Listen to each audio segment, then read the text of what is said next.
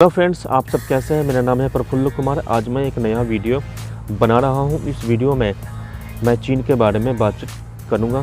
दोस्तों, चीन अमेरिका के बाद दुनिया की दूसरी सबसे बड़ी अर्थव्यवस्था है और यही कारण है कि ग्लोबल मीडिया में आप चीन के बारे में लगभग हर दिन कोई ना कोई न्यूज़ सुनते ही रहते हैं और यह देश कई कारणों से दुनिया की मीडिया में बना रहता है।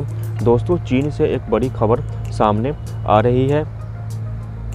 चीन के राष्ट्रपति शी जिनपिंग को चाइनीज़ कम्युनिस्ट पार्टी ने तीसरी बार राष्ट्रपति बनने का अवसर प्रदान किया है। सामान्य तौर पर चीन में कोई भी व्यक्ति 2 बार से ज़्यादा राष्ट्रपति नहीं बन सकता। वहाँ का संविधान इसकी इजाज़त नहीं देता, लेकिन शी जिनपिंग ने तीसरी बार राष्ट्रपति बनने का अवसर प्राप्त किया है। इससे यह पता चलता है कि शी जिनपिंग चाइना में कितने पावरफुल हैं और चाइनीज़ कम्युनिस्ट पार्टी पर उनकी पकड़ कितनी मजबूत है, इससे यह पता चल जाता है। दोस्तों, पिछले 10 साल से शी जिनपिंग चाइना के राष्ट्रपति बने हुए हैं और उनके कार्यकाल में चीन काफ़ी एग्रेसिव हो गया है। दुनिया के कई देशों से चीन का झगड़ा चल रहा है और ऐसा माना जाता है कि शी जिनपिंग, जो अब तीसरी बार राष्ट्रपति बन चुके हैं, आने वाले दिनों में चीन दुनिया के अन्य देशों से टकराव का रास्ता अख्तियार कर सकता है, विवाद पैदा कर सकता है और दुनिया में अस्थिरता कायम कर सकता है। दोस्तों, चीन प्राचीन काल से ही एक विस्तारवादी देश रहा है। इस देश के शासक अनावश्यक रूप से दूसरे देशों की ज़मीन पर कब्जा करते हैं, वहाँ के निवासियों की हत्या करते हैं और जो कोई भी चीन के खिलाफ बातें करता है, चीन की आलोचना करता है, उसे गायब कर दिया जाता है। चाइनीज़ राष्ट्रपति शी जिनपिंग एक तानाशाह हैं और वो अपनी आलोचना पसंद नहीं करते। चीन में जो भी लोग चाइनीज़ राष्ट्रपति की आलोचना करते हैं, उनके ऊपर सवाल खड़े करते हैं और उनकी नीतियों को क्वेश्चन करते हैं, तो उन्हें गायब कर दिया जाता है, उनकी संपत्तियों को जब्त कर लिया जाता है और उन्हें बर्बाद करने की कोशिश की जाती है। दोस्तों, मेरे पर्सनल ओपिनियन में चीन दुनिया के लिए एक समस्या है और जैसे जैसे चीन ताकतवर होते जा रहा है, यह पूरी दुनिया के लिए समस्या खड़ी करते जा रहा है। फिलहाल पूरी दुनिया चीनी वायरस यानी कोरोना वायरस से परेशान है। दुनिया के विभिन्न इलाकों में कोरोना वायरस की वजह से लोग सामान्य जीवन नहीं जी पा रहे हैं। लोगों को अपना काम धाम छोड़कर वैक्सीन लेने के लिए मशक्क़त करनी पड़ रही है और पूरी दुनिया की अर्थव्यवस्था की धज्जियाँ उड़ी हुई है। लोग परेशान हैं और मुझे ऐसा नहीं लगता कि हाल फिलहाल में कोरोना वायरस कहीं जाने वाला है और कोरोना वायरस से अब तक पूरी दुनिया में 51 लाख लोग मारे जा चुके हैं और वर्ल्ड हेल्थ ऑर्गेनाइजेशन का कहना है कि आने वाले दिनों में 50 लाख लोग और मर सकते हैं। इसलिए हमें अलर्ट रहने की ज़रूरत है।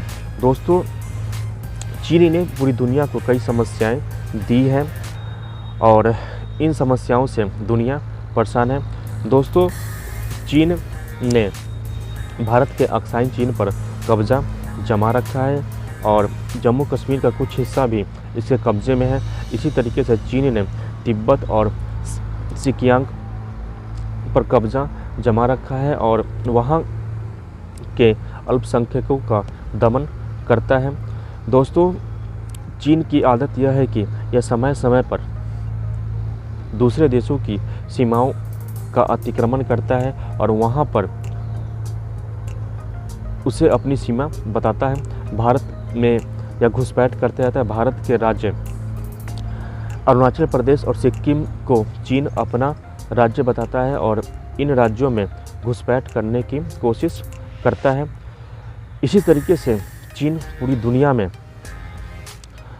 सस्ते और घटिया प्रोडक्ट डंप करता है। चीन की फैक्ट्रियों में सस्ते और घटिया क्वालिटी के प्रोडक्ट बनते हैं जो सस्ते होते हैं और इन सस्ते प्रोडक्ट्स को पूरी दुनिया में डंप करके चीन दुनिया के विभिन्न देशों की अर्थव्यवस्था को बर्बाद करने की कोशिश करता है। और यही कारण है कि दुनिया के कई देशों ने चीन के प्रोडक्ट्स के ऊपर एंटी डंपिंग चार्ज लगा रखा है और उनकी कोशिश यह होती है कि चीनी प्रोडक्ट्स का उपयोग कम से कम किया जाए।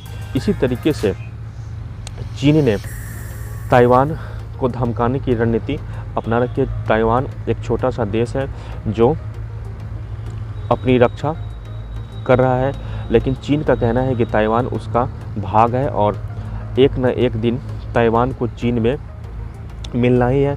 ताइवान को डराने और धमकाने के लिए चीन समय समय पर गलत कार्य करते रहता है। ताइवान की वायु सीमा में चीनी फाइटर जेट उड़ते रहते हैं और जो भी देश ताइवान के साथ रिश्ते बनाने की कोशिश करते हैं, ताइवान के साथ व्यापार करते हैं, उन्हें चीन धमकाने में कोई कसर नहीं छोड़ता है, बराबर धमकी देता है।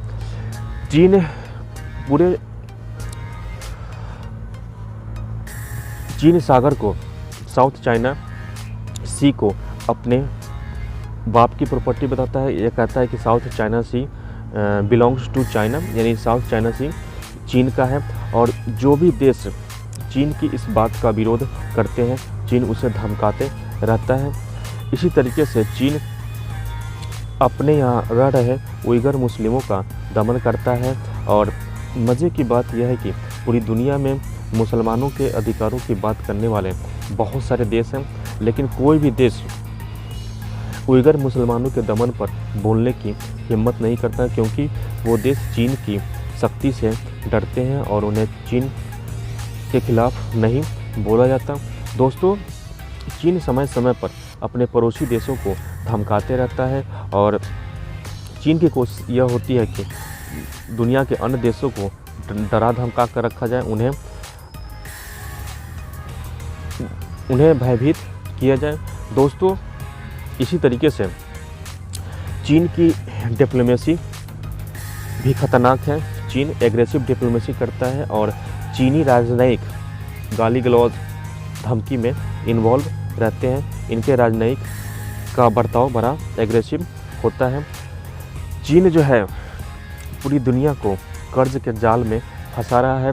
चीन औने पौने दाम पर दुनिया के अन्य देशों की संपत्ति हथिया लेता है। चीन ने एक नीति अपना रखी है कि यह देश दुनिया के गरीब और कमज़ोर देशों को ऊंचे ब्याज दर पर तथाकथित विकास के लिए कर्ज देता है और जब वह देश कर्ज लौटाने में असमर्थ हो जाते हैं तो चीन उनकी संपत्तियों पर कब्जा जमा लेता है, उन्हें कई साल के लीज पर ले लेता है। चीन दुनिया के अन्य देशों से भी झगड़ रहा है और ऐसा माना जाता है कि आने वाले दिनों में दुनिया के कई देशों से चीन का झगड़ा बढ़ेगा, दुनिया में टकराव बढ़ेगा। दुनिया के देशों को चीन से सावधान रहने की ज़रूरत है और उन्हें यह कोशिश करना चाहिए कि उन्हें चीन से वास्ता न पड़े। चीन को हराने का एक ही नीति है कि आप इसके प्रोडक्ट्स का ज़्यादा से ज़्यादा बहिष्कार करें, अपने दैनिक जीवन में चीनी प्रोडक्ट्स का कम इस्तेमाल करें। जब आप चीन की अर्थव्यवस्था पर चोट करेंगे तभी यह देश सुधर पाएगा, तभी इस देश के प्रशासकों की बुद्धि ठिकाने पर आएगी। ऐसे चीन से डायरेक्ट कोई नहीं लड़ना चाहेगा क्योंकि चीन बहुत ही शक्तिशाली देश है और शी जिनपिंग के नेतृत्व में आने वाले दिनों में चीन का कई अन्य देशों से झगड़ा बढ़ने वाला है और आने वाले दिनों में हम देखेंगे कि चीन दुनिया के कई देशों से भिड़ रहा है और दुनिया के कई देशों को यह धमका रहा है। आज की इस वीडियो में चीन के लिए बस इतना ही। अगर कोई चीन से रिलेटेड नया अपडेट होगा तो मैं आपको बताऊंगा।